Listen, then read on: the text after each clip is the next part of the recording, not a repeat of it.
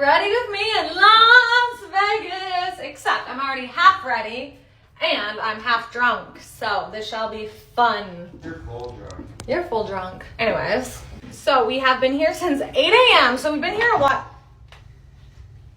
We've been here a while, but we've been gambling and our luck is pretty good. Addison's luckier than I am. We're about even, wouldn't you say? Yeah. But this is the makeup I've had on all day, and I feel like I just need to elevate it from like daytime makeup to nighttime makeup. First off, what do you guys think? Chloe got me this little chain. It's my birthday, and I love it. He wants one a little longer. It needs to be a little longer, but we're gonna might exchange it. Yeah, we're gonna go tomorrow to see if we want to exchange. It was better. I had a darker shirt on, and where you can actually see it. I was gonna put eyeshadow on, but it turns out I did not pack a singular eyeshadow brush. So I suppose I'm going to use a little brown liner as an eyeshadow and or brown eyeshadow as a liner and just make it like an eyeliner-y thing. Wow, so elevated. Okay, we've got the wings. Now I'm going to put a little bit underneath to try to like darken it up. We do really like to gamble. Our top gambling things are we love to play craps, but I don't like playing it at the table because it's way too much pressure. So we play like the computer one where you press a button and it rolls the dice. And I do like roulette. I'm just not very good at it. And I know gambling, like you can't really be good at it, but I just make really bad bets. Like Addison won way more than me on roulette. I'm a little mad about it. And we got ramen for lunch and it was literally the best ramen I've ever had in my life. I did film a video on it, so you guys will see that soon, but literally it was so freaking good. Oh my God. I did not like my drink at lunch, which kind of sucked. Oh my God, that is too much, Chloe. I need to cut my hair on my eyebrows. My phone died in the middle of filming and I thought I lost the video, but I did not. Put on a lipstick. Let me find the shade. This is Kind Words by Rare Beauty. I love it. For perfume, we're doing my Huge, a Trappe Revêche from Louis Vuitton. They're expensive, but it's a massive bottle, and it literally lasted me like a year and a half, almost 2 years last time. Addison just got me this new one because I ran out. The only way I can describe the scent is like schmaxy. And now we've brushed out the curls. Well, very important for an outfit that's a white shirt, nippy covers. They're literally the best. You can't see it at all, and now I'm not pointing every which way. I will say I completely forgot my earrings at home, so I'm rocking the outer 4 earrings today. Actually, the whole weekend. But we're ready for dinner. This is why you should never fucking settle. These are the things that my boyfriend does for me that shot my standards through the fucking roof. Number one, he literally hand makes scrapbooks for me every single anniversary. Name one man you know who fucking scrapbooks. Like, are you kidding me? He texts me not a good morning text, but a good morning paragraph every single morning without fail. He will not let me pay for a singular thing. In fact, he literally takes my wallet and hides it so I can't pay because I want to pay, but I can't. Even though we are fully dating and have been for years. He still asks me to be his Valentine every single year, and it's always with a whole ass presentation. Flowers, candy, stuffed animals, the whole 9 yards. This man plans entire trips for me to be able to hang out with my long distance best friend in Chicago. He drove 10 hours just so I could see her. Like, take your pants off. Take your pants off right now. Literally, as soon as we started dating, are you kidding me? He unadded, unfollowed literally any girl he's ever talked to. I didn't even ask him to. Just trust me, we live in Bel Air, Maryland. There's no, like, threats walking around here, sorry. But my point is, he made it crystal clear that I'm the only girl he has eyes for. Like, I have never once had to worry about another girl in this relationship, ever. Girls have never been a problem. He literally will not let me touch his car door handle. And if he forgets, he tells me to stand there until he remembers to open it. He flexes the living shit out of me. He posts me up on fucking Instagram, Snapchat, Facebook. In other words, he makes it very, very crystal clear to me how proud he is to be with me. Okay, as y'all hobknockers know, I do social media as a full-time job. He is the most supportive boyfriend I could ever ask for. Not only does he buy my merch, watches every single one of my videos, constantly refreshes all my accounts so he can congratulate me if I hit any new milestones. He drives me everywhere. I tell y'all, I have probably put about 200 miles on my car since we started started dating, and we've been dating for 2 years. Those 200 miles are literally the gym and back while he's at work. When I do drive, he fucking fills up my tank. I do not let him, by the way. When he's like replacing the brakes in my car or something, he will literally take my car to the gas station and just do it without telling me. Because he knows damn well I will not let him do that. Like, he already does so much. As some of y'all know, I have like severe ADHD. I know you guys think I'm funny, but I'm one of the most annoying motherfuckers to literally ever exist. Like, I used to be so insecure about it. When I tell y'all that this man constantly matches my fucking energy, acts just as fucking unhinged as I do, I am never afraid to be myself in front of that man. That dude has seen some shit. My point is, you would never know that I used to be with someone who would treat me like a fucking shit stain. But if you're with a dude that treats you like shit, this is your sign to fucking go. Trust me when I say there is someone so much hotter and so much better waiting for you. And he probably has an unwashed ass too. All I know is if I would have stayed in that toxic ass relationship, I would have never found the dude who treats me like a literal princess. And I am not exaggerating when I say that. So this is your sign to dump him and find someone hotter. Love you, hobknockers, and go find your fucking Anthony. He's out there waiting, trust me.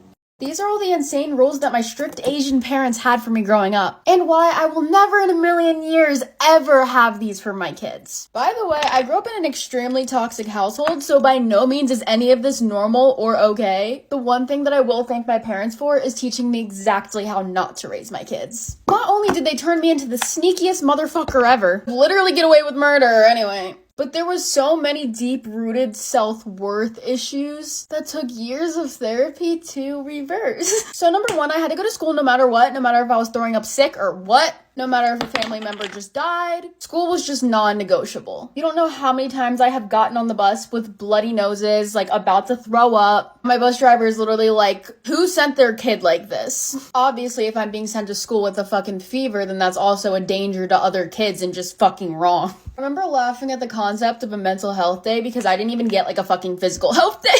One thing about me is I was raised with complete fear. I was just so scared of getting like screamed at or like, you get what I mean? I was never allowed to have friends over the house ever under any circumstance. Like if I even asked, I would probably get screamed at for like 40 minutes. At a certain point, I just stopped asking.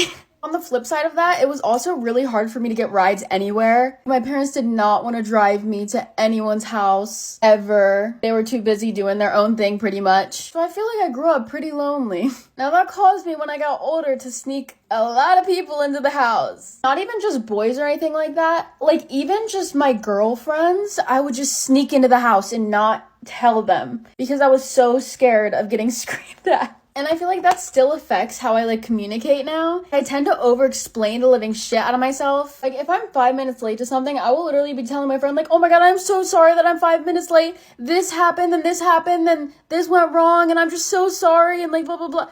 And they're like, girl, it's literally not that big of a deal.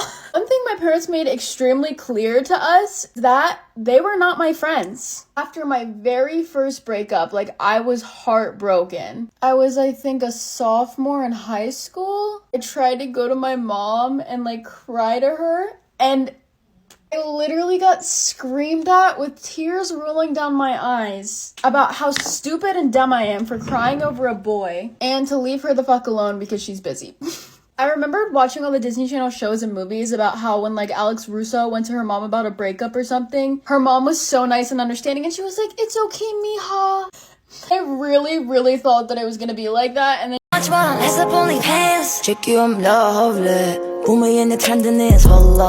and just got extremely disappointed. I was like, how did I go for my mom for advice about a breakup and leave feeling worse about myself? Literally so pathetic, but like the trauma adds spice, so it's fine. But I've just never had that relationship with my mom where I could like tell her everything and like confide in her and be all cute and hang out with her. I've always been so damn jealous of people that are best friends with their moms, and I honestly tend to get close to like my boyfriend's mom and my friends' moms because I don't have that. So when I was younger, Instagram was like the big thing, right? There was no TikTok, there was no Musical.ly. It was literally just Instagram and Snapchat. My dad blocked Instagram on the router. Gosh, my nose contour looks like a fucking, I don't even know. As y'all know, I wasn't allowed to have people over. And most of the time, I couldn't get rides anywhere. So I spent a lot of time alone. So Instagram was like the one thing that I could use to communicate with my friends. So at 13 years old, I researched and found out how to install a VPN on my phone and got Instagram back. This is one I've seen a lot on TikTok about, and I didn't really know it was universal experience, but GIFs would cancel out bad treatment. Essentially, my parents could say and do the worst possible things to us, completely traumatize us, but it was canceled out if they took us on a nice vacation or bought us something we wanted. Me and my dad are really close now, and he has like deeply and sincerely apologized for everything he put me through as a little kid. Basically just explained he wasn't ready to have kids and like give up his life and whatever. But my mother, on the other hand, if any three of us kids talks about our traumatizing childhood, the effect it had on us, she will still be like, shut up, you had an amazing childhood, you went on vacations and we bought you stuff.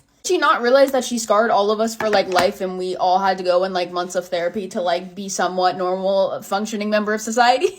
So like I said, social media was like blocked for the most part, except for YouTube. And since I was alone so much, I really did get my childhood through watching Bertaley. So shout out Jules LeBlanc, I love you, you saved my life. It's just so funny how something that I wasn't supposed to be allowed to have is now my full-time job. Like, I fully believe that them taking away social media and like restricting me so much as a kid led to me pursuing social media as a full-time job.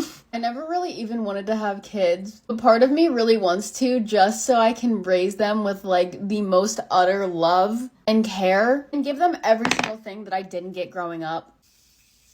Like, I want to be the house that all the kids come over to. There's little slumber parties, and there's hangout sessions at my house, and I'm the cool mom. I want to have that mother-daughter relationship where my daughter can tell me literally everything, and she's like my best friend. And lastly, if you're in a toxic household right now, just please keep holding on. Promise it will be over. You will get out of it. And I'm sorry, you have a damn good personality, because trauma really does build character. You're probably so funny. You're probably so sweet. I love you so much. And I am a real-life example in front of you guys that you can get out of it. Oh my gosh, that was like so deep. I love you, Hobnoggers, and I'll see you next video. Ew, was that too deep? Oh. Please be very careful who you share your body with. Stop sharing your body with these rats. Let me tell you a story. I was 16 years old and I was delulu. I had been talking to this guy. We had been talking on and off for about 2 years already. 2 years, girl. And I tell you, we would talk every night. We would literally be on FaceTime for hours. But keep in mind, this was like long distance. He was like 2 or 3 years older than me, and he was in college. So he was in college like 2 hours away from me. Also, we're just gonna call him Chad, okay? So on Valentine's Day, Chad was like, oh, you know what? Like, I want to see you. And I actually couldn't see him because I was at the movies with my mom. But I was like, oh, I really want to see him. So I was like, what if you come over? Like, I can sneak you into my house. I had never had sex. I'm like, I don't want this to get demonetized. This isn't YouTube, but you guys know what I'm saying. I told him, like, you can come to my house. I'm gonna sneak you in, because it was already nighttime by the time he texted me. Which, first of all, I used to be dumb, okay? We're not even gonna talk about all the red flags. It wasn't clicking back then. So I was like, I'm gonna sneak you in, but, like, I just want you to know, like, don't expect for us to do anything. So Chad comes over. We're in my room.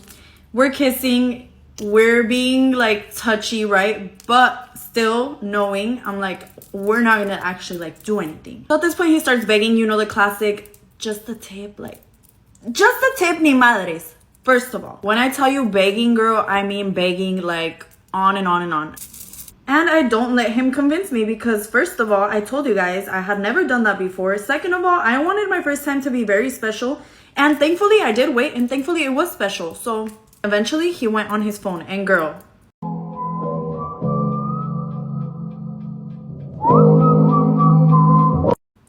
let me tell you, you're gonna think, oh, there was another girl.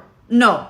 Girl, my heart drops. When I tell you my heart drops when I see this text message, he texted his friend, I'm about to be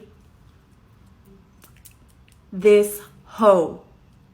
I was so sad. It's been a long time that we've been talking. Like, it's been a long time. And this is how you see me? I was so hurt. I was like in shock. I looked away and I started crying, right? Girl, tell me why he deletes the message and he's like, what happened? Oh, and to top it off, I kid you not, he tries saying that message was about math homework.